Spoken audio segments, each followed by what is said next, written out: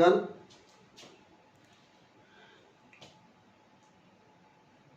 इस टेंस से पहले मैं पास्ट पढ़ाया, उससे पहले मैं प्रेजेंट पढ़ाया। चार जो टेंस होते हैं प्रेजेंट का और पास्ट का मैंने पढ़ा चुका हूँ। हिंदी में हमने टेंस का पहचान बताया और आशा करता हूँ कि आपको ज़रूर पसंद आया होगा और आप बहुत कुछ सीखे होंगे। आपके अंग्रेजी में इम्प्रूवमेंट के लिए मेरा यह प्रयत्न जारी है। मैं चाहता हूँ कि आप भी मेरी इस जर्नी में सम्मिलित हों, अपना इम्प्रूवमेंट करें, साथ में ज़्यादा से ज़्यादा शेयर करके, सब्सक्राइब करके और लाइक करके हमारा मनोबल बढ़ाएं। आज का विषय है हमारा फ्यूचर टेंस। आइए हम फ्यूचर को समझते हैं। फ्यूचर टेंस, फ्यूचर टेंस में भी तो चार होता है। पहला होता है इंडेफिनिट, दूसरा होता है कंटिन्यूअस, तीसरा होता है परफेक्ट और चौथा होता है परफेक्ट कंटिन्यूअस। परफेक्ट कंटिन्यूअस, यह तीनों टेंस में होता है। इस प्रकार से तभी तो जोड़ करके हमारा 12 टेंस बनता है। 12 टेंस होता है। ट्रांसलेशन करने की बात कहें तो हमारा जनरल फार्मूला सबसे पहले सब्जेक्ट, उसके बाद वर्ब, उसके बाद ऑब्जेक्ट, उसके बाद अदर वर्ड्स होता है, जो आपको मालूम है क्योंकि हर बार मैं बता रहा हूं और अब तक यह आपके दिमाग में हो जाना चाहिए। आइए हम आगे देखते हैं कि कौन सा वर्ब हम यूज करेंगे प्रेजेंट फ्यूचर इंडेफिनिट में, कौन सा वर्ब यूज करेंगे कंटिन्यूअस में, कौन सा परफेक्ट में और परफेक्ट कंटिन्यूअस में। क्योंकि आपको कई बार बता चुका हूं कि अगर आपको टेंस पढ़ना है, टेंस का पूरा इंग्लिश अगर पढ़ना है तो आपको वर्ब जानना ही पड़ेगा। अगर वर्ब नहीं जानते हैं तो आप कोई भी वाक्य की रचना नहीं कर पाएंगे। इसलिए वर्ब को याद कर जाइए, क्योंकि ये मेहनत तो आप ही करना है। मैं तो सिर्फ गाइड कर सकता हूँ, सिर्फ आपका मार्गदर्शन दे सकता हूँ। मेहनत तो आपको करना पड़ेगा। आप सोचते होंगे वीडियो देख लेंगे, हमको सब करने लगेंगे बिना वर्ड याद किए, तो असंभव है। इसलिए आप वर्ड मीनिंग जरूर याद करें। मैं हर बच्चे से बताता हूँ, हर लोगों से कहता हूँ कि वर्ड मीनिंग तो बहुत ज़रूरी है। Because it is not our language, it is the foreign language and it is a tough for us. हमारे हिंदी भाषी लोगों के लिए बहुत टफ पड़ता है। इसको याद कर लेंगे तो बहुत आसान हो जाता है। लोग अंग्रेजी से घबराते हैं, अंग्रेजी से घबराना नहीं चाहिए, बहुत सामान्य चीज़ है। फ्यूचर इंडेफिनिट टेंस में वर्ब, चूंकि वर्ब का बात चल रहा है, सब्जेक्ट अपने जगह पर कंस्टेंट रहेगा, ऑब्जेक्ट अदर वर्ड्स अपने जगह पर रहेंगे। केवल वर्ब बदलता है और टेंस बदलता है, आपको मालूम है। तो वर्ब में फ्यूचर इंडेफिनिट टेंस में विल और शैल का प्रयोग किया जाता है और विल शैल के साथ वर्ब का फर्स्ट फॉर्म प्रयोग करेंगे। यह फॉर्म यूज करते हैं, विल और शैल, फिर वर्ब का फर्स्ट फॉर्म। हाँ, विल और शैल के प्रयोग में चूंकि ऑप्शन आ गया ना, तो थोड़ा सा कंफ्यूजन हो जाता है बच्चों। तो आपको एक चीज बता दूं मैं, कंफ्यूजन में नहीं होना है। जब सब्जेक्ट आई और वी रहता है तो शैल का प्रयोग किया जाता है, और जब सब्जेक्ट आई और वी को छोड़कर सारे सब्जेक्ट के साथ हम विल का प्रयोग करते हैं। ये सब लोग बताते हैं। लेकिन एक कंडीशन और आता है कि अगर धमकी हो, उस वाक्य से धमकी की अनुभूति हो रही हो, कोई पक्का इरादा हो, सर्टेनिटी हो, तो यह नियम उल्टा हो जाता है। आई और वी के साथ विल और शेष के साथ शैल का प्रयोग करते हैं। तो कभी कभी बच्चे बड़ा कंफ्यूजन में पड़ जाते हैं। हम उस कंफ्यूजन को चाहता हूँ सॉल्व कर दूँ। आइए मैं बताता हूँ एक बहुत आसान ट्रिक जिससे आप ये मामला सॉल्व हो जाएगा। मान लीजिए कि फ्यूचर इंडेफिनिट का या फ्यूचर टेंस का कोई सेंटेंस आया है और आपको समझ नहीं आ रहा है कि हम विल यूज़ करें कि शैल यूज़ करें, तो ये सामान्य सा तरीका है कि आप क्या कीजिएगा, एक कामा लगाइएगा और कामा लगा करके डबल एल कर दीजिएगा। क्योंकि यहाँ देख रहे हैं कि विल में भी लास्ट में डबल एल है और शैल में भी डबल एल है। जब ये दोनों यूज कर देंगे केवल कामा लगा कर, ये साइलेंट का साइन है। मान लीजिए लिख दीजिए आई कामा डबल एल एज, यानी कि आई शैल हो गया, आई विल हो गया। अब यह चीज पढ़ने वाला जाने कि विल लिखा है कि शैल लिखा है, आपने अपना प्रॉब्लम सॉल्व कर दिया। तो इतना आसान तरीका है। अब चलिए थोड़ा सा हम इसके ऊपर डिस्कस करते हैं। जैसे वह एक पत्र लिखेगा, मान लीजिए एक सेंटेंस है, वह एक पत्र लिखेगा। लास्ट में गा आया हुआ है तो ये सीधा सीधा बता रहा है फ्यूचर, और फ्यूचर का इंडेफिनिट, क्योंकि इसके पहले कुछ है नहीं, रहा रह रही चुका चुकी चुकी ऐसा कुछ है नहीं, फ्यूचर इंडेफिनिट। और फ्यूचर इंडेफिनिट का अफर्मेटिव सेंटेंस है।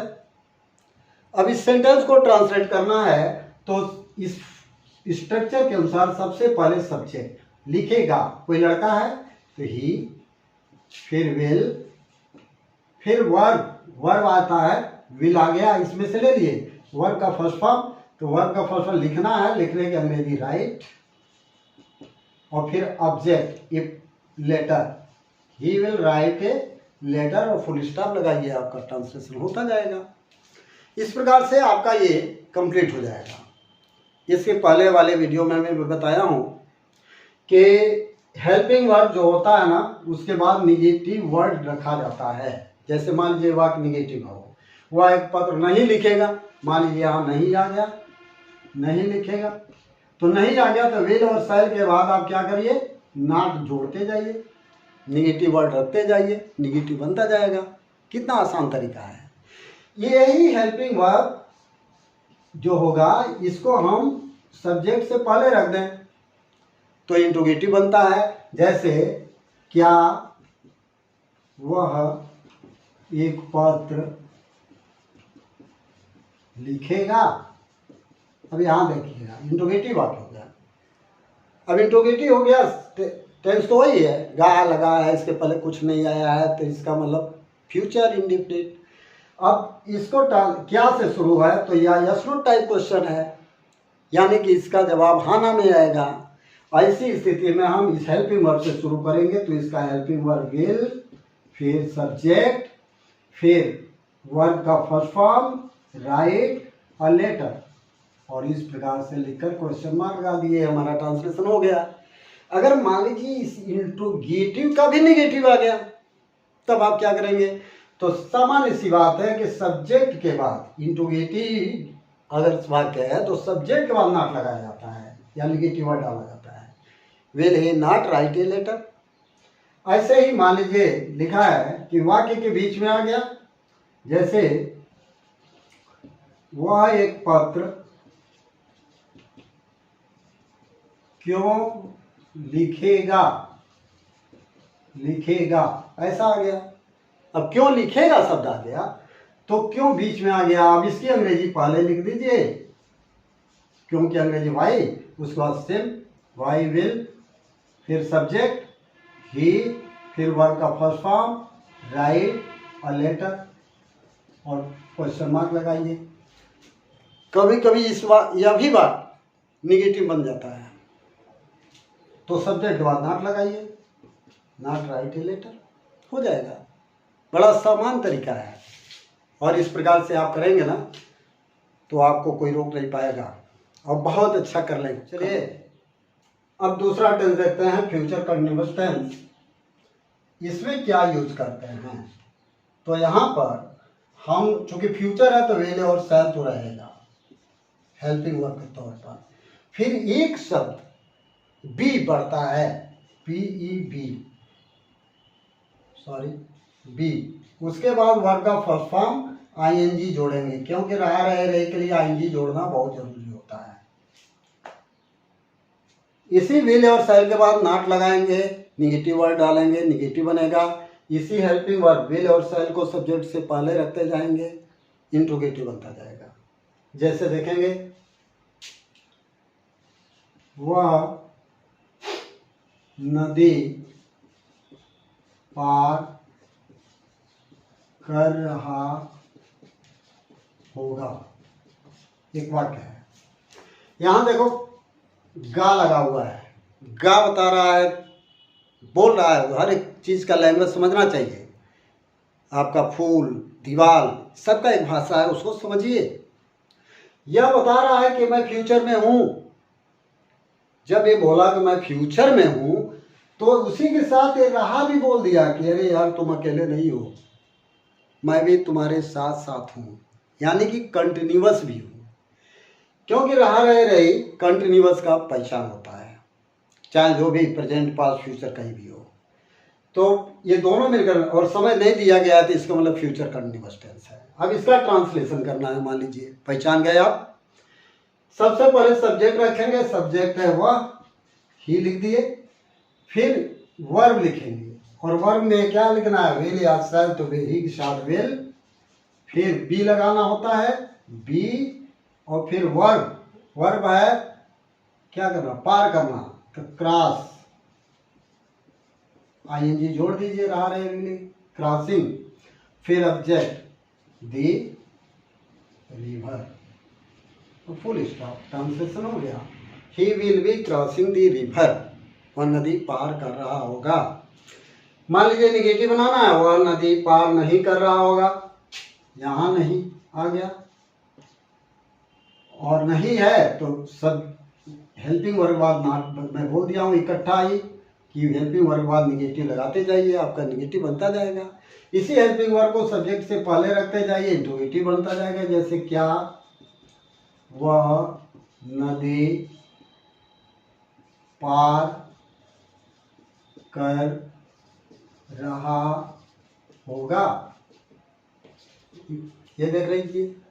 अब इसको ट्रांसलेट करना है, यस नो टाइप क्वेश्चन है, तो पहले हेल्पिंग वर्ब रख दीजिए, विल, ही, फिर बी आई वे करेगा, crossing the river,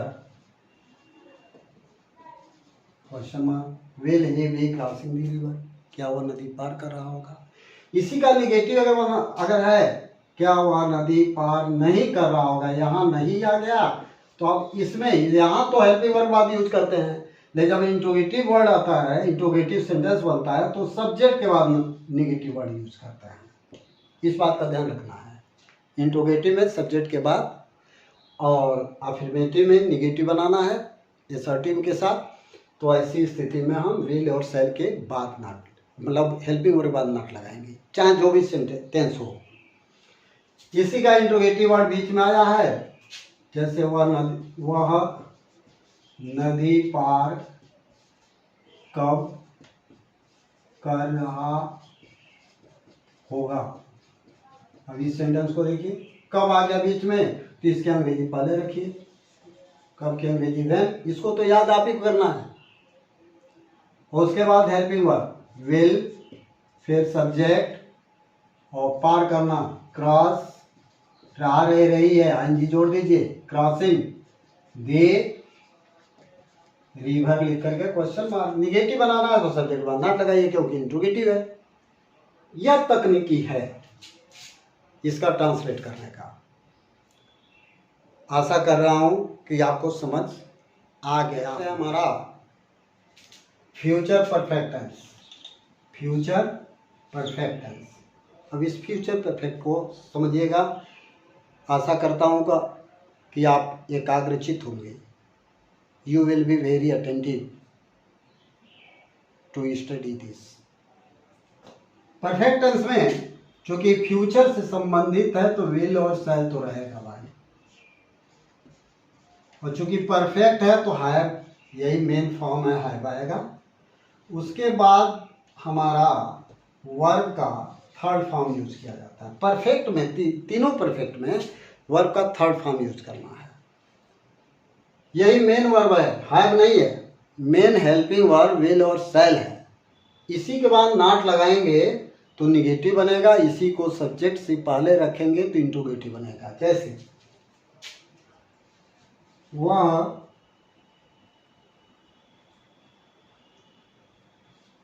grey car कर चुकी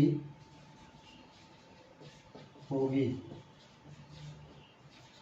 वह ग्रे कार कर चुकी होगी। थोड़ा ध्यान देंगे, लास्ट में गी लगा है, फ्यूचर समझ में आ रहा होगा। इसके ठीक पहले चुकी शब्द आया हुआ है, ऐसे भी हो सकता है वह ग्रे कार कर ली होगी, तो ई होगी आएगा। चूंकि आ ए ई शब्द आता है तो परफेक्ट का होता है। यहाँ पर ट्रांसलेशन करते समय सबसे पहले सब्जेक्ट इस कंस्ट्रक्शन के अनुसार तो वह की अंग्रेजी, चूंकि ये लड़की है ना तो सी लगाएंगे हम, और फिर परफेक्ट है तो इस पूरे वर्ब को यूज करेंगे। विल या शैल, तो सी के साथ में विल लगेगा, फिर हैव लगेगा, और फिर क्री काज करना, यानी कि करने की अंग्रेजी डू, और डू का थर्ड फॉर्म डन, और गृह का दे, होम वर्क, फुल स्टॉप कर दीजिए, बन गया। यही तरीका है। अब मान लीजिए कि इसका निगेटिव बनाना है, जैसे वह ग्रे कार नहीं कर चुकी होगी, कार नहीं, यहाँ नहीं आ गया, निगेटिव वर्ड आ गया, तो विल और शैल के बाद नॉट लगाइए, यानी कि हेल्पिंग वर्ड बाद नॉट लगाइए। इसी हेल्पिंग वर्ड को पहले रखिए तो इंट्रोगेटिव बनता जाएगा। जैसे क्या वह ग्रे कार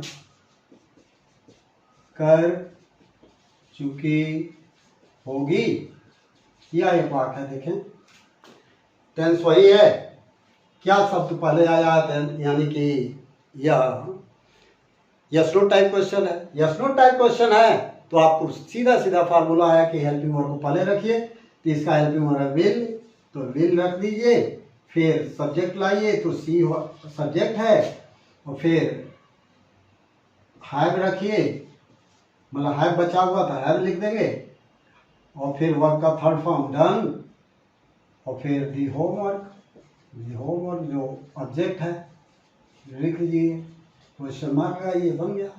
इसका अगर निगेटिव बनाना है तो आप क्या करेंगे, सब चूंकि इंट्रोगेटिव का निगेटिव बनाते समय सब्जेक्ट के बाद नॉट, सब्जेक्ट के बाद निगेटिव वर्ड डालना होता है, तो यहाँ सब्जेक्ट सी है तो यहाँ पर नॉट लगाते जाइए। इस प्रकार से यह बनकर तैयार हो जाएगा। आइए अब लास्ट अंतिम पड़ाव है परफेक्ट कंटीन्यूअस टेंस का, उसको देखते हैं। आशा कर रहा हूँ ये समझ गए होंगे आप। परफेक्ट कंटीन्यूअस टेंस में क्या होता है, क्योंकि फ्यूचर का सवाल है तो विल और शैल होगा ही होगा,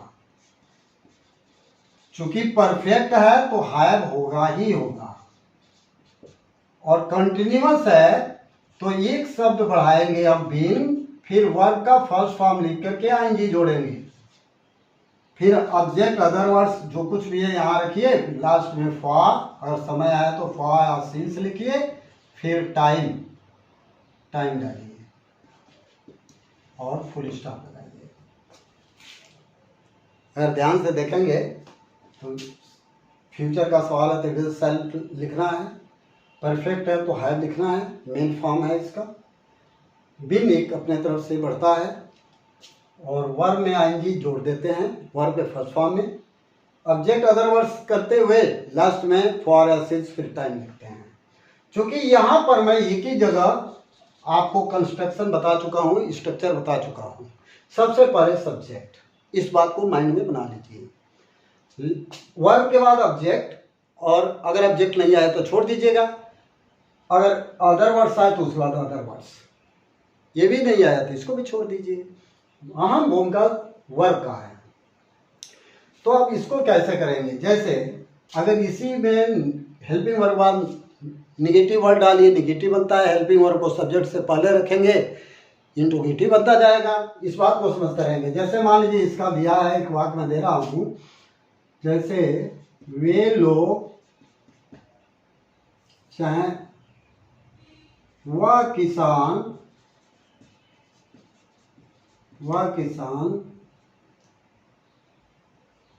2 दिन से अपना खेत सींच रहा होगा। वाक्य को देखिए, ध्यान से देखेंगे आपको समझ में आएगा। लास्ट में गा लिखा हुआ है, फ्यूचर टेंस। ठीक, इससे पहले रहा लगा है तो रहा रह रही तो कंटिन्यूस में होता है, कंटिन्यूस टेंस। और समय दे दिया गया है, काम शुरू होने का समय दिया गया है 2 दिन से, यानी कि परफेक्ट। तो फ्यूचर परफेक्ट कंटिन्यूस टेंस। अब इसको ट्रांसलेशन करना है। तो सबसे पहले सब्जेक्ट, तो सब्जेक्ट है वह किसान। वह किसान का मतलब दैट फार्मर। फिर वर्ब, वर्ब में ये है विल या शैल, फिर है, फिर बीन, फिर वर्ब में आएंगे। तो विल और शैल को देखेंगे तो फार्मर ये थर्ड पर्सन का है, विल लगाएंगे, दैट फार्मर विल, और फिर है, फिर बीन, फिर वर्ब का फर्स्ट फॉर्म आएंगी। तो सींचना, सींचना का अंग्रेजी होता है, कई होता है, इरिगेट भी होता है, यहाँ वाटर का प्रयोग करें, वाटर का मतलब भी होता है, वाटर में आएंगी जोड़ दिए, वाटरिंग। और अपना खेत, तो चूंकि किसान अकेला है, सिंगुलर है, तो इसका अपना के अंग्रेजी हिज बनेगा, हिज फील्ड। और अब ऑब्जेक्ट यूज कर दिए, फिर 2 दिन से, तो से की अंग्रेजी के लिए फॉर और सिंस का प्रयोग देखा जाता है। दिन है, दिन का नाम नहीं है। ऐसे में बच्चों ये क्या होगा, पीरियड ऑफ टाइम, और पीरियड ऑफ टाइम होता है तो हम फॉर का प्रयोग करते हैं। तो यहां लगाएंगे फॉर 2 डेज, फुल स्टॉप। अब यहां ध्यान दीजिएगा आप, फॉर और सिंस का प्रयोग बता दिया हूं मैं, पुनः जब प्रीपोजिशन पढ़ाऊंगा तो विधिवत बता दूंगा। यहां पर निगेटिव अगर आ जाए तो यह मेन हेल्पिंग वर्ब विल है, विल और शैल होता है, इसके बाद नॉट लगाइएगा। अगर इसी को वाक्य से पहले रखेंगे तो इंट्रोगेटिव बनता जाएगा। तो चूंकि इतना पढ़ा दिया हूँ, इतना बता दिया हूँ, बार बार रिपीट किया हूँ, तो अब तक तो दिमाग में आ ही जाना चाहिए। इसलिए आगे मनवा लिखते हुए मैं अब अपने वाणी को यहीं विश्राम देता हूँ, और आशा करता हूँ कि पूरा टेंस अब आप समझ गए होंगे और आने वाले समय में आपको कहीं दिक्कत नहीं हुई होगी। अगर आप ऐसा है, आप समझ गए हैं, आपको अच्छा लगा है, तो लाइक ज़रूर करना, लाइक कीजिएगा, सब्सक्राइब कीजिएगा नया अगर चैनल हो तो। और नए चैनल वालों के लिए, नए लोगों के लिए मैं बता दूं कि हमारे पिछले जो वीडियो हैं उसको ज़रूर देख लीजिएगा, ताकि स्टेप बाय स्टेप सारा चीज़ आपको समझ आ जाए। और सब्सक्राइब भी कर लीजिएगा, और साथ में जहाँ तक हो सके दूसरों का मदद करिएगा, और दूसरे का मदद आप शेयर के द्वारा कर सकते हैं। इन्हीं शब्दों के साथ मैं अपने वाणी को विश्राम देता हूँ। अगला जो टॉपिक होगा हमारा, वह इसकी खास जो डीप चीज़ें हैं इसके अगले वीडियो में मैं दूंगा।